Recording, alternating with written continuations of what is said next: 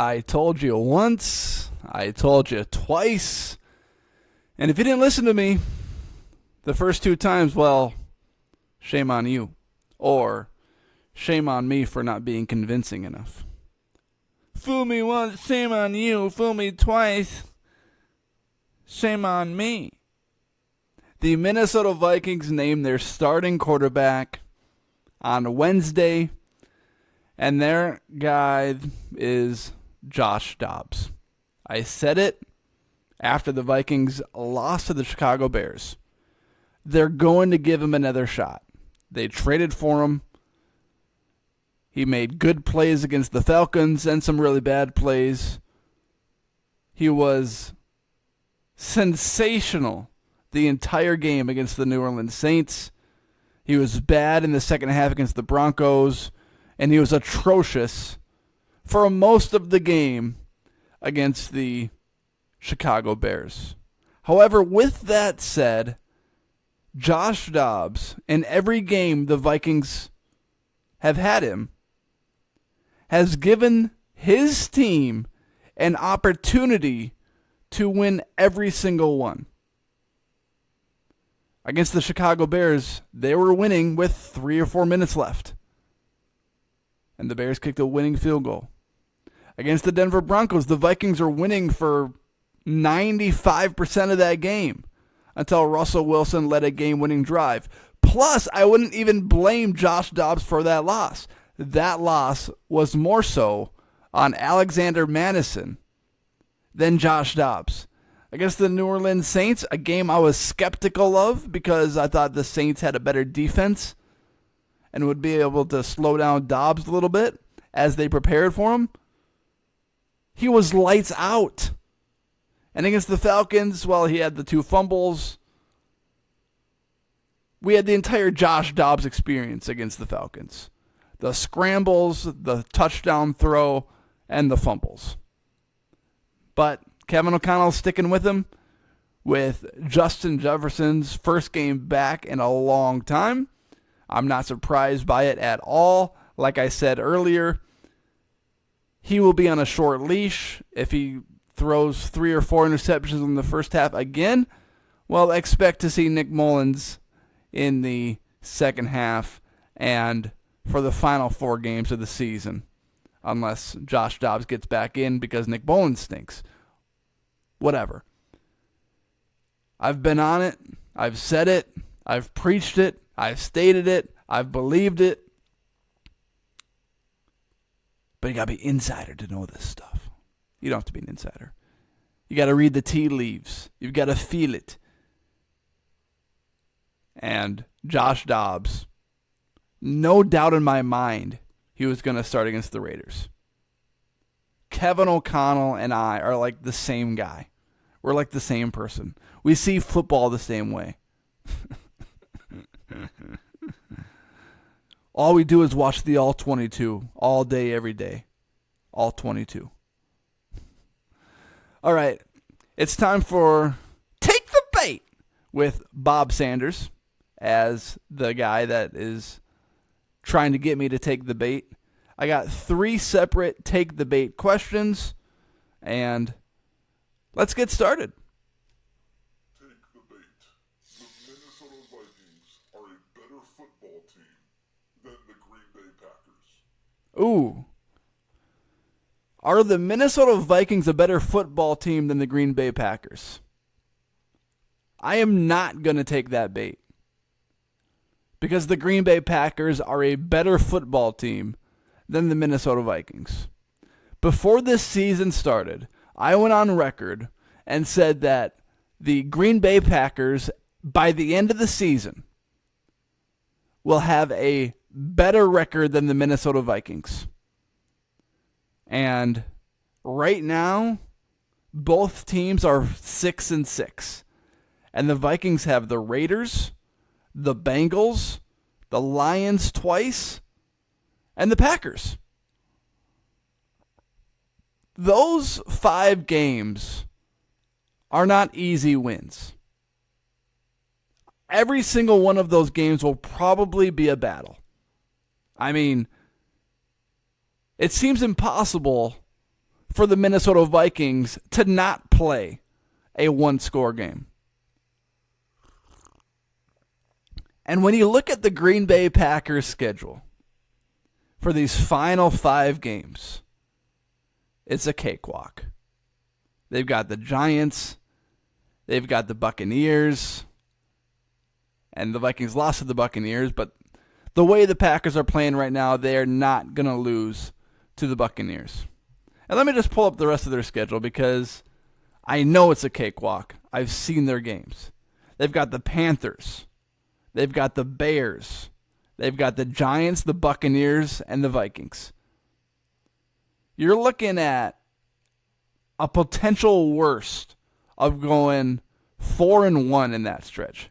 I mean, there's no way they lose to the Giants or Panthers or Bears, you would think. Buccaneers, maybe. Vikings, maybe. I would give the Packers' toughest game down the stretch against the Minnesota Vikings. Giants suck. Panthers stink. Bears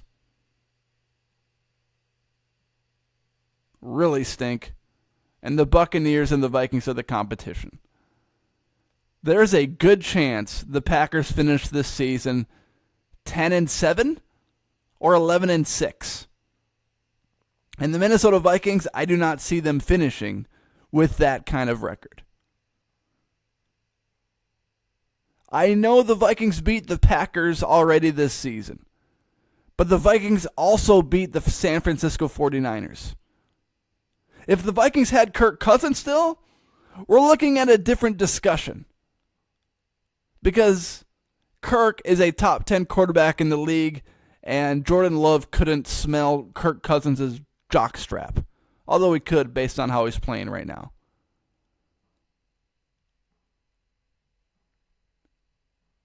The Minnesota Vikings are not better than the Green Bay Packers right now. And the Packers are on pace to have a better record than the Minnesota Vikings at the end of the season. Right now, both teams are wild card teams. The Vikings are 6 and the Packers are 7. Both teams control their own destiny, as everybody likes to say. So, it will be fascinating to watch down the stretch. These two teams battle it out for a wild card spot because the Packers are on fire. During the middle of the season, they really struggled. Jordan Love couldn't hit any open wide receivers. And now Love just defeated Patrick Mahomes at home. He also beat 2 other good teams down the stretch. The Detroit Lions on Thanksgiving and the Los Angeles Chargers. Jordan Love is getting more confident. He's getting more gunslingerish. And the Packers are a threat. A serious threat. In fact, I would be shocked if they did not make the playoffs. Right now, the Green Bay Packers are the better team. And the Minnesota Vikings have work to do. All right, the second take debate, Bob Sanders, what you got? Take the bait. The Minnesota Vikings will earn a wild card spot and make the playoffs this season. Will the Minnesota Vikings earn a wild card spot this season? That's a big question. Oh, man, that's a tough one to answer. Because there are so many different things going in and out of this situation. If the Vikings do not earn a wild card spot, even if they do, who gives a rip? If they face the 49ers on the road, does it really matter? But everyone wants to make it into the playoffs, myself included. I want to make it into the playoffs. It's fun. You know, you got an extra game to cheer on your team. You never know what could happen. That's why you play the game. 60-minute football game. Smash mouth football. Both teams gunning after each other. That's why you play the game. But let's be realistic here. The Vikings have no shot at making the playoffs. Or, I don't want to say that. They have no shot at doing damage in the playoffs. They have a chance at making the playoffs. However, I am not going to take this bait. The Minnesota Vikings, in my mind, are not going to make the playoffs this year. It's so funny because at the beginning of the year, when the Vikings lost to the Buccaneers, I said, season's over. Because you got the Philadelphia team coming up, you've got the Chiefs, and you got the Bengals. You're already 0-1. Well, there's 0-3. And then they started the season 0-3. They beat the 49ers, and the Bengals are still coming up, so I could be really wrong on going 0-3 in those games. But before the season, everyone looked at those games and said, okay, the Vikings are not going to win these games. So it's not like I was on an island. But after they lost to the Buccaneers and I saw those games coming up, I said the season's over. And then in the middle of the season, when Josh Dobbs did what Josh Dobbs did, I ate my own words a little bit. I said, well, I was wrong. It looks like the Vikings are going to make the playoffs. But then they lost to the Bears, then they lost to the Broncos, and before that they had like an 80% chance of making the playoffs, and now it's down to 50. And every single game matters for the rest of the season because the Vikings lost 2 games that they easily could have won. Well, now every single game matters. The Raiders, the Bengals, the Lions, and the Packers. Realistically, you've got to think that the Vikings have to go 4-1 to make the playoffs. They got to beat the Raiders. They got to beat the Bengals. No question about it. Then they got to split with the Lions. And then they have to beat the Packers. That's the road to the playoffs for the Minnesota Vikings. If they lose twice, I don't know if there's room for the Minnesota Vikings. And I don't expect them to go 4-1, even though JJ's coming back. At the beginning of the season, when I said the season's over, it looks like the season is over. I retracted it after the Vikings went hot, and now they're flailing again. And it looks like they're going to miss out on the playoffs because you got the Rams chasing you, the Packers are chasing you, although they're a playoff team already. The Seahawks are chasing you. There's a lot of good teams chasing the Minnesota Vikings down for that final playoff spot. And the Vikings' schedule down the stretch isn't super hard, but it's not super easy either. It's not as easy as the Green Bay Packers schedule. That's why I said the Packers not only are better than the Minnesota Vikings right now, but will finish with a better record than the Minnesota Vikings at the end of the season. All right, the final take the bait. Take the bait. Justin Jefferson will have at least 100 yards receiving versus the Las Vegas Raiders. I'm going to take that bait. I'm a little fish nibbling on that one.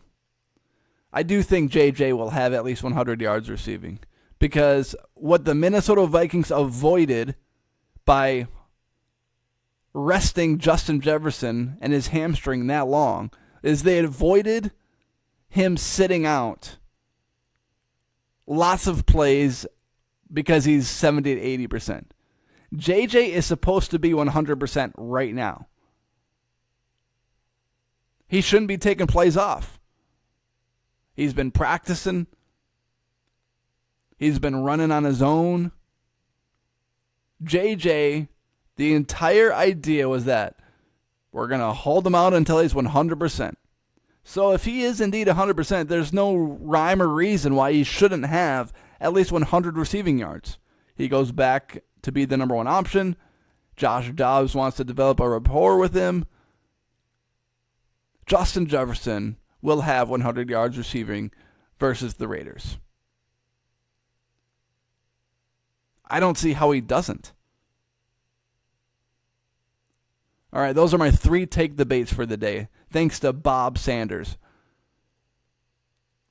The Packers are better than the Vikings. The Vikings will not make the playoffs. And Justin Jefferson will have at least 100 yards receiving versus the Las Vegas Raiders. Thank you for making this podcast and this episode a part of your day. I appreciate it. Thank you for listening. Everyone, please rate, review, follow, subscribe. If you're on YouTube, on Apple, on Spotify, wherever, I don't really care. Thank you for making this podcast a part of your day. And everyone, have a great day.